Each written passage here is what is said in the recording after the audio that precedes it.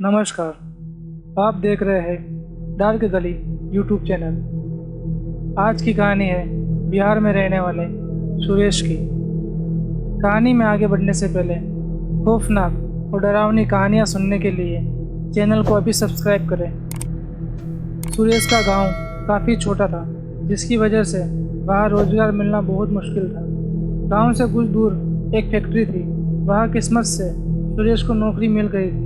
गांव से फैक्ट्री तक की दूरी लगभग 1 घंटे की थी। सुरेश को काम पर लगे कुछ महीने बीत चुके थे। एक बार वहाँ बहुत तेज तूफान आया और उसके साथ जोरों से बरसात भी हो रही थी। आसमान में बिजली भी कड़क रही थी और तूफान थमने का नाम नहीं ले रहा था। उस रात सुरेश को फैक्ट्री से निकलने में काफ़ी देर हो गई थी और जंगल का रास्ता होने की वजह से फैक्ट्री के मालिक ने सुरेश को आज रात फैक्ट्री में ही रुकने को कहा, लेकिन सुरेश नहीं माना और बोला कि मैं चला जाऊंगा, घर वाले फिक्र करेंगे।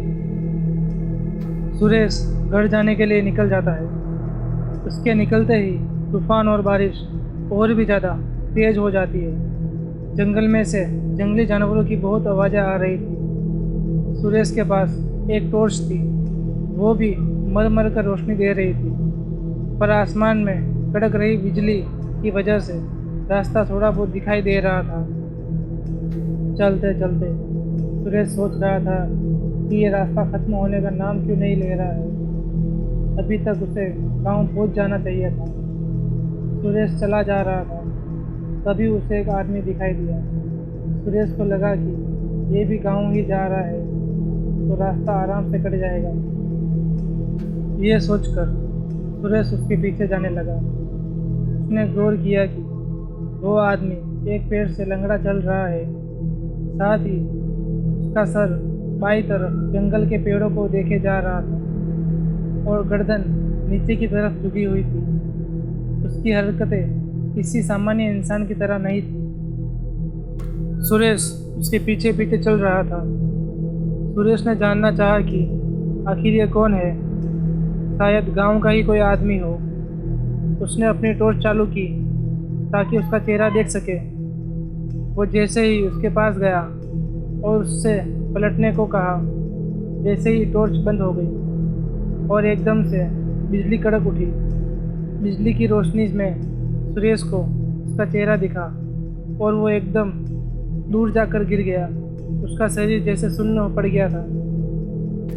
सुरेश ने देखा कि वो गांव का कोई आदमी नहीं था, कुछ और ही था।